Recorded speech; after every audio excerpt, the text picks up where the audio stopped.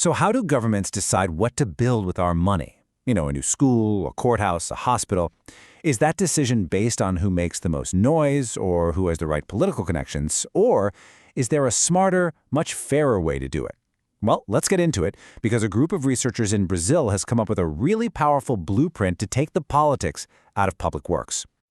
You see, when it comes to spending public money, there's this built-in conflict.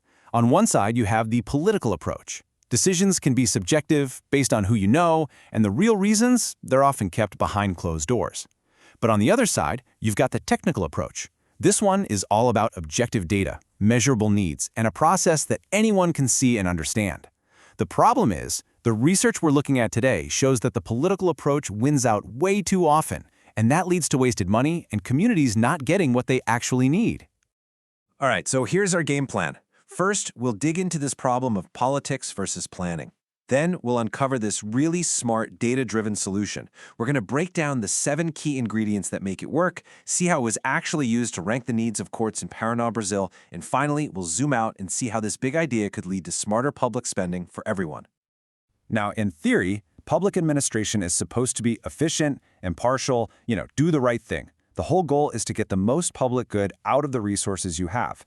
But when you're talking about huge, expensive projects like building new public facilities, that ideal can crash right into a much messier reality. This quote from the source article just hits the nail on the head. It says that these big construction projects are often decided politically, completely sidestepping rational, technical criteria. And look, this isn't just a problem in one place. It's something governments all over the world struggle with. The subjective feelings of a few managers can end up mattering more than the objective needs of the people. And that has very real consequences. When a decision is political instead of technical, money gets wasted, projects get built in the wrong places, maybe for the wrong reasons. A community that is desperate for a new clinic might get passed over for another one with more political pull. The bottom line is, the system fails to serve the people who need it most. But what if we could actually change that? This is where the research introduces the hero of our story, a methodology designed to create a clear, totally unbiased ranking for public works projects. And to prove it works, the researchers applied it to the judicial system in the state of Paraná, Brazil, to figure out which of its 162 districts was in most desperate need of a new courthouse. To do this, they used a pretty sophisticated tool with a wild name, the Fuzzy-Delphi method.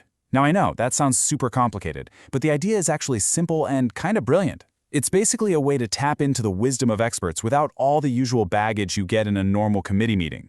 Specialists answer surveys anonymously, so no one's influenced by the loudest person in the room. And the fuzzy part? That's just a mathematical trick for handling the gray areas in people's opinions, which gives you a more realistic, objective final result. So here's how it worked. First, they surveyed 5 senior public managers, people with tons of non-political experience, anonymously. Then, they showed everyone the group's anonymous results and gave them a chance to tweak their own answers. Finally, the method crunches all that input and calculates a consensus, turning expert opinions into hard numbers you can actually work with. It's a really structured way to capture genuine expertise. Okay, but before you can rank anything, you have to agree on what you're measuring, right? What does needing a new building really mean? Guided by Brazil's National Council of Justice, the researchers broke it all down into 7 key measurable factors.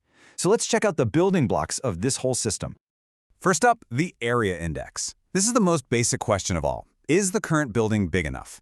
It's a simple comparison of the building's current size to the officially recommended size for that community.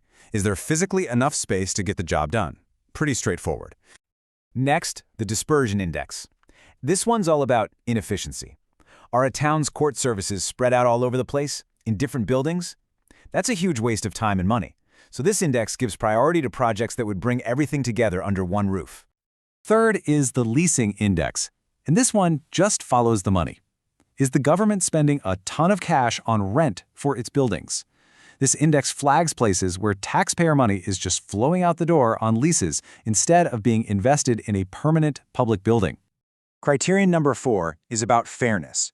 It uses the Human Development Index, or HDI, which is a standard way to measure a community's overall well-being. By including this, the system deliberately gives a boost to less developed regions, using public works as a tool to lift up the places that need it most. A smart system doesn't just look at today, it looks at tomorrow. And that's what the District Growth Index does. It analyzes trends in population and caseloads to predict future demand. This makes sure we build for where the need is growing, not where it's shrinking. The physical index is like a full-body health checkup for the existing building. It scores everything: the roof, the structure, the wiring, the plumbing. If a building is basically falling apart or unsafe, it's going to get a high priority score here. And finally, number 7, the accessibility index. This is crucial. Public buildings have to serve everyone. This index looks at things like ramps, accessible bathrooms, and proper parking. A building that shuts out citizens with disabilities is immediately flagged as a high priority to fix or replace. So you've got these 7 different factors. How do you put them all together? Well, that expert input from the Fuzzy-Delphi method is used to give each of these 7 criteria a precise weight. Then they're all combined into one single powerful score, the General Hierarchization Index, or GHI. This gives every single district a final grade, which lets you do a direct, data-driven, apples-to-apples comparison of who needs help the most. All right, so the theory is sound, the criteria are all set. It was time to put this system to the test in the real world with Paraná's courthouses. This is where all that data turns into a concrete, actionable plan. The team analyzed all 162 judicial districts across the entire state. I mean, that's a massive undertaking, just gathering all the data for every single one of those locations. So first, the system crunched the numbers and filtered the list, identifying 116 districts that had a legitimate need for a new building. The rest of the analysis then focused on ranking just those 116 candidates. And the results, well, this is where you really see the power of the system. The final ranking gives you a crystal clear priority list. But check this out. The top 4 districts all have a final score of 0. Why 0? Well, the data revealed something critical. They had no publicly owned courthouse at all. They were running their entire operations out of rented or temporary spaces. You simply cannot get a more objective, undeniable top priority than that. It's not a political opinion, it's a hard fact, uncovered by the data. The results from this courthouse study are really impressive, but the true potential of this idea is so much bigger. Let's just zoom out for a second and think about the wider implications here. This whole methodology, it's not just for courthouses. It is a transparent, defensible, and sustainable framework that you could adapt for almost any kind of public spending. Just imagine applying the same logic to decide where to build the next school, or which hospital gets a much-needed expansion, or what road needs to be repaired first. It provides a solid, technical, objective foundation for decisions that are absolutely vital to our communities. And that really brings us to the final question, one for you to think about. Consider the public projects in your own city or town. What if every single decision to spend public money had to be justified by a clear, transparent, data-driven score like the GHI? It's a powerful thought, isn't it?